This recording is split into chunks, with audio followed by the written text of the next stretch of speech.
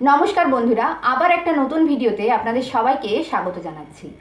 আজকের একটা নতুন টপিক নিয়ে আপনাদের সঙ্গে কথা বলবো। আপনারা অনেকেই ব্যাংকে টাকা রাখেন, অনেকেই বলাটা ভুল, আমরা আজকে প্রত্যেকেই ব্যাংকে টাকা রাখি। কিন্তু ধরুন কোনো একদিন যদি আপনি যে ব্যাংকে টাকা রেখেছেন সেই ব্যাংকটা ডুবে যায়, তাহলে আপনার সেই টাকার কি হবে? আসুন আজকের এই ভিডিওতে আমরা জানি যে সেই টাকা আপনি কি আদৌ ফেরত পাবেন, নাকি আপনার সব টাকাটা ডুবে যাবে। চলুন তাহলে আজকের এই ভিডিওটা শুরু করা যাক। এবার অনেকের মনেই প্রশ্ন আসতে পারে যে ব্যাংক কি কখনো ডুবে যেতে পারে?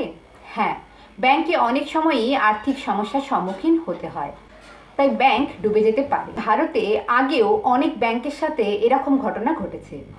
সমস্ত ব্যাংক রিজার্ভ ব্যাংক অফ ইন্ডিয়ার নিয়মেই চলে, যেটাকে আমরা আরবিআই নামে জানি। আরবিআই কিন্তু প্রত্যেকটা ব্যাংকের ওপরেই নজর রাখে যাতে তাদের গ্রাহকদের কোনো রকম কোনো সমস্যার সম্মুখীন না হতে হয়। এবার যদি কোনো ব্যাংক আর্থিক সমস্যার মুখে পড়ে, তাদের গ্রাহকদের টাকা কিভাবে ফেরত পাবে? সেই টাকা কিন্তু ব্যাংক ফেরত দেয় না, সেই টাকা ফেরত দেয় deposit insurance and credit guaranteed corporation.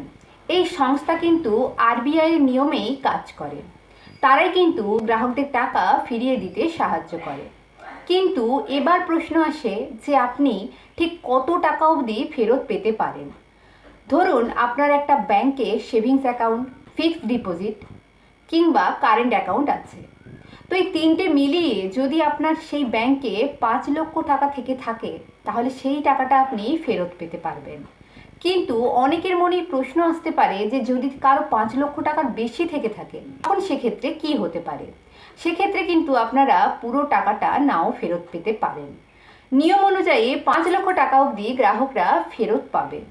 তাই এবার আপনাদের অনেকের মনেই প্রশ্ন আসতে পারে যে তাহলে বেশি টাকা থাকলে কি করা দরকার? আপনারা একটা ব্যাংকে সমস্ত টাকা রাখবেন না। যাদের অনেক টাকা আছে তারা বিভিন্ন ব্যাংকে ছড়িয়ে ছিটিয়ে রাখবেন এবং বিশ্বস্ত ব্যাংকেই অ্যাকাউন্ট খুলবেন, যেগুলোর একটা ভালো রেপুটেশন আছে। আরবিআই সমস্ত নিয়ম সবসময় ফলো করবেন, তাহলে আপনাদের কোনো সমস্যার সম্মুখীন হতে হবে না। তো আজকের এই ভিডিওটাতে আপনারা বুঝতে পারলেন যে সত্যি যদি কোনো ব্যাংক বন্ধ হয়ে যায় তাহলে আপনাদের টাকার কি হতে পারে। যদি ভিডিওটা ইনফরমেটিভ বলে মনে হয়, অবশ্যই চ্যানেলটিকে সাবস্ক্রাইব করে ভিডিওটিতে একটি লাইক করবেন। আর এরকমই নতুন নতুন আপডেট পেতে আমাদের সঙ্গে থাকুন। ধন্যবাদ।